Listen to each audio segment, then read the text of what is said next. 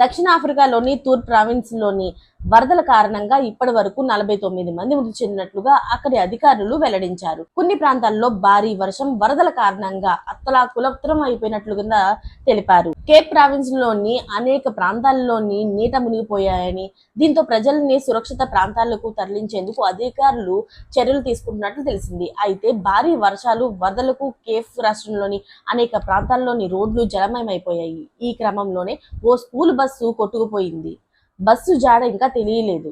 అయితే ఆ బస్సులోని స్కూల్ పిల్లలు చాలా మంది ఉన్నట్లు తెలుస్తుంది. అందులో ఎంతమంది ఉన్నారు అనేది కూడా ఇంకా వివరాలు తెలియలేదు.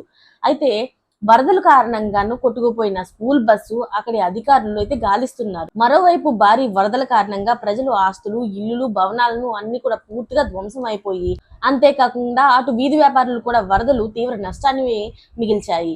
వరదల్లో కొట్టుకుపోయి ఇప్పటి వరకు 49 మంది ప్రాణాలైతే కోల్పోయినట్లు తెలుస్తుంది. అలాగే కొంతమంది చాలా మంది వరకు తీవ్ర గాయాలైనట్లు కూడా తెలుస్తుంది. అయితే ఆ బస్సు కొట్టుకుపోవడంతో అందులో ఉన్న పిల్లల జాడ అయితే ఇప్పుడు దాకా తెలియలేదు. వాళ్ళ పరిస్థితి ఏంటి అన్నది కూడా ఎవరికి అర్థం కావట్లేదు. వాళ్ళ తల్లిదండ్రులు కన్నీరు మున్నీరు అవుతున్నారు. వాళ్ళందరూ కూడా సురక్షితంగా ఉండాలని కోరుకుంటూ మరిన్ని లేటెస్ట్ అప్డేట్స్ కోసం ఛానల్ని సబ్స్క్రైబ్ చేసుకోండి. Thanks for watching friends.